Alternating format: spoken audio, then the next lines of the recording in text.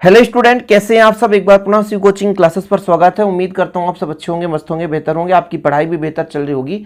और यदि पहली बार आए हैं तो चैनल पे आप प्लेलिस्ट में जाकर के जितने भी हमने लेक्चर प्रोवाइड कर दिया है क्लास 12 फिजिक्स का, आप लोग देख लीजिए। 2024 के लिए तैयारी कर रहे हैं तो आपको क्रम से वीडियोज मिल जाएंगे हमारे प्लेलिस्ट में शिव कोचिंग क्लासेस में। तो आप लोग इसके पहले जैसे मैंने गास का थ्योरम कराया था, वैद्युत फ्लक्स के बारे में, अच्छी स्थिति निरक्षी स्थिति, कोई भी टॉपिक आपको यदि दिक्कत हो तो आप सर्च कर सकते हैं टॉपिक के नाम से, शिव कोचिंग क्लासेस लिख देंगे तो ऑलरेडी हमारा वीडियो आपको मिल जाएगा। इसमें आप चाहे पुराना वीडियो देखें चाहे नया वीडियो देखें, बराबर काम करेगा बच्चों, इसलिए आप लोगों को परेशान नहीं होना है। ओके।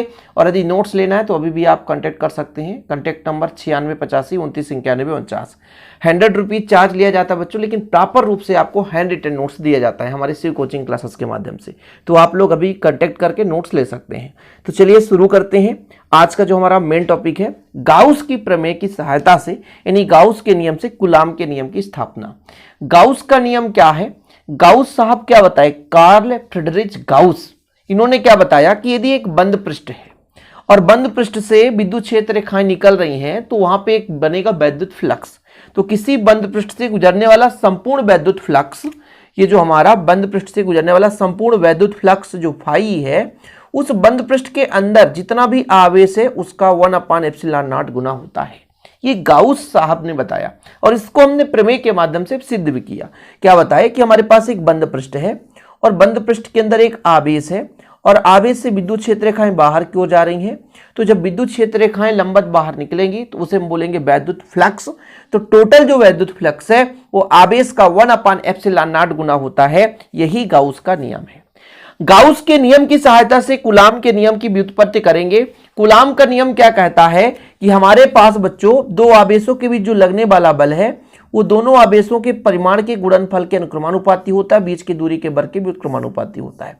तो दो आवेश होना चाहिए, चाहे Q1 Q2 हो, चाहे Q2 Q3 हो, चाहे Q Q1 हो, कुछ भी हो सकता है, Q Q0 हो सकता है, दो आवेश होना चाहिए।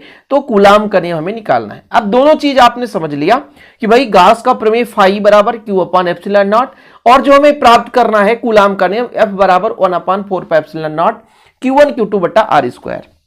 अच्छा, गाउस प्रमेय की सहायता से हमें करना है तो हमें एक बंद पृष्ठ की कल्पना करनी पड़ेगी, क्योंकि गाउस का प्रमेय केवल और केवल बंद पृष्ठ के ही लागू होता है। यदि बंद पृष्ठ नहीं है, गाउसी पृष्ठ वो नहीं कहलाएगा। अर्थात बंद पृष्ठ हमें बनाना पड़ेगा, तभी हम वहां पे गाउस का प्रमेय लगा सकते हैं। तो बंद पृष्ठ बनाने के लिए हम एक छोटा सा गोला बना देते हैं यहां पर एक बंद पृष्ठ के लिए। आप अपने हिसाब से भी एक गोला बना सकते हो, कोई दिक्कत नहीं है, हम अपने हिसाब से बना दिए। गाउस के नियम से कूलाम के नियम को व्युत्पत्ति करना है। अब बच्चों गाउस के नियम को हम प्रूव करने के लिए मान के चलते हैं कि हमारा केंद्र O है, यहाँ पे प्लस Q आवेश है। अब यहां से विद्युत क्षेत्र रेखाएं बाहर की ओर चलेगी। ये देखो विद्युत क्षेत्र रेखाएं बाहर की ओर जाएंगी, क्योंकि प्लस से निकल के विद्युत क्षेत्र रेखाएं बाहर चलती है। तो विद्युत क्षेत्र की जो दिशा है ये बाहर की ओर होगी। ठीक है, हम मान के चलते हैं यहां पर एक बिंदु P है और यहां पर एक अल्प पृष्ठ की कल्पना कर लेते हैं। और ये पृष्ठ की जो एरिया वेक्टर होता है, जो क्षेत्र सदिश होता है, हमेशा पृष्ठ के लंबवत बाहर की ओर होता है। याद रखियो भाई, कोई भी हम एक जैसे अल्प पृष्ठ मान लिए, ये अल्प पृष्ठ है, संपूर्ण पृष्ठ के मान को निकालने के लिए हमें अल्प पृष्ठ की जरूरत होती है। अल्प पृष्ठ का मान निकाल करके उसका समाकलन कर दें, संपूर्ण पृष्ठ निकल आता है। तो बच्चों हम यहाँ पे एक अल्प पृष्ठ मानकर चले हैं कि हमारे यहाँ पर O केंद्र, R त्रिज्या का एक हमारे पास गोला है, यहाँ पर इसके परिधि पर एक बिंदु P है और यहाँ पर मैंने एक अल्प पृष्ठ की कल्पना कर ली है। और इस अल्प पृष्ठ की दिशा बच्चों विद्युत क्षेत्र की दिशा में ही होगी, क्योंकि आपकी विद्युत क्षेत्र की दिशा पृष्ठ के लंबवत बाहर की ओर है और यहां पर जो एरिया वेक्टर होगा, क्षेत्र सदिश होगा, वो भी लंबवत बाहर की ओर होगा। ठीक है, एक चीज और याद रखना, जब दोनों का दिशा समान है, एक ही डायरेक्शन पर चल रहे हैं, तो दोनों के बीच का कोण कितना बनेगा बच्चों? तो आप कह सकते हो कि दोनों के बीच का कोण 0 डिग्री बनने वाला है। ओके, मतलब ये हमारा केंद्र है और O से बच्चों R दूरी पर हमारे पास क्या है, यहां पर एक बिंदु P है और इसी पर एक हमने पृष्ठ की कल्पना कर ली। पृष्ठ का डायरेक्शन भी बाहर की ओर, विद्युत क्षेत्र की भी डायरेक्शन बाहर की ओर, तो दोनों के बीच जो कोण बनने वाला है वो 0 डिग्री बनेगा। ध्यान रखिएगा। तो हम जब लगाएंगे भाई कि A डॉट B का फार्मूला सदिशों का अदिश गुणनफल ए डॉट बी बराबर होता है A B cos theta. A B cos theta और कॉस थीटा की जगह 0 डिग्री रखेंगे, फिर आपको दिक्कत नहीं होनी चाहिए। फिलहाल हमने माना है कि हमारे पास प्लस बिंदु ओ पर प्लस क्यू आवेश स्थित है, आर त्रिज्या के गोला इसको खींच लेते हैं जो कि एक गाउसी पृष्ठ की भांति कार्य करने लगता है, ठीक है। और भैया हमने कहा कि बिंदु पी पर, मतलब पृष्ठ के बिंदु पी पर एक अल्प पृष्ठ की हमने कल्पना कर ली, तब यहां से गुजरने वाला वैद्युत फ्लक्स क्या हो जाएगा, E इंटू डी एस। क्योंकि भाई वैद्युत फ्लक्स दोनों पर डिपेंड करता है, एक तो कितनी तीव्रता है और कितने क्षेत्रफल से विद्युत क्षेत्र रेखाएं जा रही हैं, दोनों पर डिपेंड करता है। तो इतना आपको लिखना है बच्चों कि माना निर्वात में एक बिंदु आवेश प्लस क्यू बिंदु ओ पर स्थित है। इस बिंदु से आर त्रिज्या के एक गोले की हम कल्पना कर लेते हैं जो कि गाउस की भांति काम करेगा, गाउसी पृष्ठ की भांति कार्य करेगा। गाउस पृष्ठ कौन सा कहलाएगा, जो बंद पृष्ठ होगा वही गाउस पृष्ठ कहलाएगा। तो ये हमारा एक गाउस पृष्ठ हो गया क्योंकि एक बंद पृष्ठ है। हमने इसी पृष्ठ पर एक बिंदु पी पर एक अल्पांश अर्थात क्षेत्र अवयव जिसे बोलते हैं, अल्पांश का मतलब होता है क्षेत्र अवयव, तो ये हमारा क्षेत्र अवयव बोल दो, अल्पांश बोल दो, तो हमने इसकी कल्पना कर ली। अब अल्पांश से कितना वैद्युत फ्लक्स होगा, अर्थात गाउस पृष्ठ से गुजरने वाला जो हमारा अल्पांश है ना, कितना होगा बच्चों। तो भैया हम जानते हैं कि यदि हम अल्प वैद्युत फ्लक्स की बात करें तो ये डी फाई होगा। अल्पांश के लिए बात करते हैं, डी फाई तो कितना हो जाएगा, ई इंटू डी एस। लेकिन वहीं पर संपूर्ण की बात करेंगे तो इसका क्या कर देंगे, समाकलन। तो भैया जैसे डी एक्स का एक्स होता है तो डी फाई का फाई ई हो जाएगा, और ये समाकलित संपूर्ण के लिए मतलब ये हमने बंद पृष्ठ कर दिया, आपका हो जाएगा ई इंटू डी एस। संपूर्ण के लिए बात कर रहे हैं, ठीक है। अभी हम एक अल्प अवयव के लिए कर सकते हैं, फिर संपूर्ण के लिए लिख सकते हैं। यहां पर हमने कहा कि प्रश्न में एक बिंदु पी पर एक क्षेत्र अवयव डीएस की कल्पना करते हैं, ठीक है। तो क्षेत्र अवयव से गुजरने वाला वैद्युत फ्लक्स, अभी मैं आपसे कह दूं कि क्षेत्र अवयव किससे बच्चों, डीएस, क्षेत्र अवयव डीएस से गुजरने वाला वैद्युत फ्लक्स कितना हो जाएगा। तो देखिएगा मैं आपको बता रहा हूं, वैद्युत फ्लक्स ये मेरे अल्पांश की यदि बात की जाए तो अल्पांश के लिए डी आपका हो जाएगा डी फाई ई, अल्प हो जाएगा ना, फाई ई संपूर्ण के लिए होगा, अल्प के लिए डी फाई ई इंटू कितना हो जाएगा बच्चों, डी एस। क्या हो जाएगा, ई इंटू डी एस हो जाएगा, ठीक है। ये आपका सदिशों का ये कौन सा गुणनफल है बच्चों, अदिश गुणनफल है। ये क्षेत्र अवयव डीएस से। अब संपूर्ण के लिए करना होता तो क्या करना पड़ता बताओ आप, एक अल्प क्षेत्र का हमें मान दिया हो और संपूर्ण का मान निकालना हो तो समाकलन करना होता है। अतः इस गाउसीय पृष्ठ से गुजरने वाला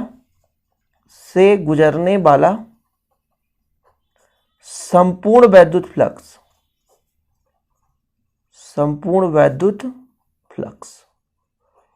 गाउसी पृष्ठ से गुजरने वाला संपूर्ण वैद्युत फ्लक्स जो हमारा फाई ई होगा बच्चों, वो इसी का समाकलित रूप होगा। मतलब समाकलन करेंगे, ऐसे सरफेस है ई इंटू डी एस का। ये आपका सदिशों का अदिश गुणनफल है।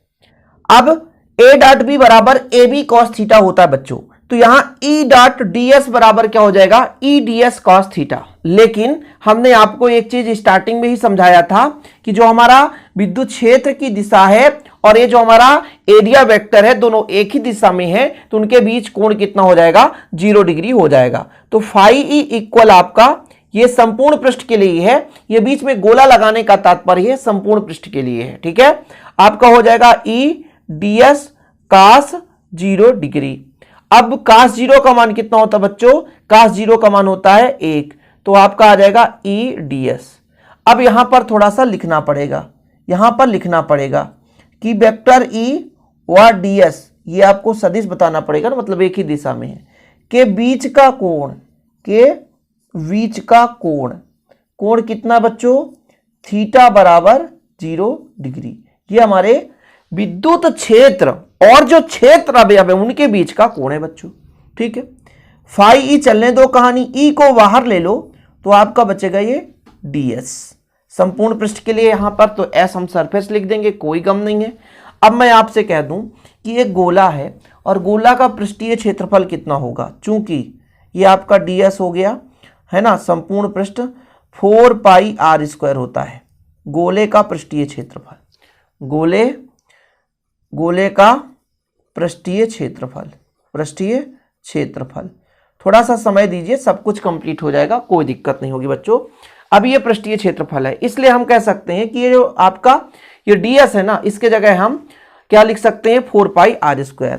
इसलिए d फाई e बराबर बताओ आप लोग, e इंटू कितना हो जाएगा 4πr², और इसको आप समीकरण 1 दे दो। अब आपका आएगा गाउस के प्रमेय से, किंतु गाउस के प्रमेय से गाउस का प्रमेय क्या कहलाता है, हो कुछ गड़बड़ेशन है, ये आपका डी फाई ई नहीं होना चाहिए, केवल और केवल फाई ई होना चाहिए बच्चों। तो ये आपका फाई ई है, मतलब अल्प के लिए डी फाई होना चाहिए ना। तो बोलो सर कहां से गायब कर देते हो, तो गायब करने का भी एक तरीका है, आप सबको पता है ना गायब कैसे होता है। चलो तो अब हम कहते हैं गाउस के प्रमेय से, गाउस का प्रमेय कहता है फाई ई बराबर क्यू अपान एप्सिलॉन नॉट, और इसको आप समीकरण 2 दे दो। समीकरण 1 और 2 की तुलना कर दो बच्चों, समीकरण 1 और 2 की तुलना कर दो, समीकरण 1 हुआ 2 से, समीकरण 1 हुआ 2 से तुलना कर दो, कितना आएगा, ये जो आपका लेफ्ट हैंड साइड बराबर है तो राइट हैंड साइड बराबर होगा, क्लियर है, लेफ्ट बराबर तो राइट बराबर। तो भैया e इंटू 4πr² बराबर बच्चों आपका इधर q है और एप्सिलॉन नॉट है। अब यदि हम यहां से इसको पक्षांतर कर दे तो e का मान निकल कर आएगा, e बराबर ये देखो 4π है ना, गुणा में जाएगा भाग में हो जाएगा, और एप्सिलॉन नॉट हाई है, और ये आपका q है ना, q है, और ये आपका r² आ गया। तो ये तो बिंदु आवेश कारण तीव्रता निकल कर आ गई है, लेकिन भाई ऐसा नहीं है, तीव्रता है ना, ये आपके बिंदु P पर विद्युत क्षेत्र की तीव्रता निकल कर आ गई है।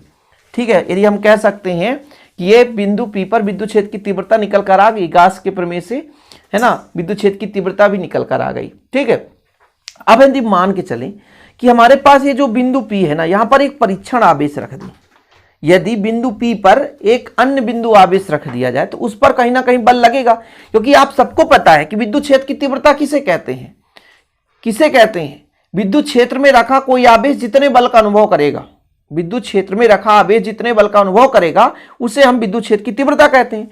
तो ये जो विद्युत क्षेत्र की तीव्रता है, इस पर कहीं ना कोई इफेक्ट रहा होगा, अर्थात ये प्लस क्यू आवेश है, इसके कारण चारों ओर विद्युत क्षेत्र की तीव्रता है, विद्युत क्षेत्र है, और इसी कारण विद्युत क्षेत्र की तीव्रता आ गई। अब यहां पर एक परीक्षण आवेश रख रहे हैं तो उस पर कोई ना कोई बल कार्य करेगा। तो हम यहां पर लिखेंगे कि यदि बिंदु P पर, कहां पर बच्चों, यदि बिंदु P पर एक अन्य बिंदु आवेश, जिसे हम परीक्षण आवेश भी कह सकते हैं, एक अन्य बिंदु आवेश Q पहले से है तो इसको हम कह सकते हैं Q नॉट कह सकते हैं। ठीक है, रखें तो उस पर लगने वाला बल कितना हो जाएगा बच्चों, बल कितना होता है, F बराबर हो जाएगा Q नॉट E। ये कहां से आ गया सर, ये आप समझ नहीं पाओगे क्योंकि विद्युत क्षेत्र की तीव्रता का आपने परिभाषा ही नहीं समझा। विद्युत क्षेत्र की तीव्रता है एकांक आवेश पर लगने वाला बल, हो गड़बड़ बता दिए, विद्युत क्षेत्र की तीव्रता है एकांक आवेश पर लगने वाला बल। तो जब इसको पक्षांतर करेंगे तो F बराबर आ जाएगा Q नॉट E। ठीक है, ये फार्मूला है। अब यहां पर बच्चों आप वैल्यू पुट कर दो, यहां पर आप वैल्यू पुट कर दो, इसलिए F बराबर देखो कितना 1/4πε0 है, ऑलरेडी है, एक Q है, एक Q यहां से आ जाएगा, Q और Q नॉट हो जाएगा, और आपका यहां पर r² तो r²। बताओ जरा ये कूलाम का नियम है कि नहीं, बताओ ये कूलाम का नियम है कि नहीं, और कूलाम का नियम है तो फिर सिद्ध हो गया ना बच्चों। लिखो यही कूलाम का नियम है, यही कूलाम का नियम है, यही कूलाम का नियम है, बस खत्म कहानी, कंप्लीट। आपको पूरे अंक मिल जाएंगे, उम्मीद करता हूं समझ में भी आ गया होगा। वीडियो पसंद आए तो लाइक करके शेयर कर दें। नोट्स नहीं लिए तो कांटेक्ट नंबर आपको बता ही दिया गया, 96 85 29 91 49, कांटेक्ट करके नोट्स ले सकते हैं। जय हिंद, वंदे मातरम।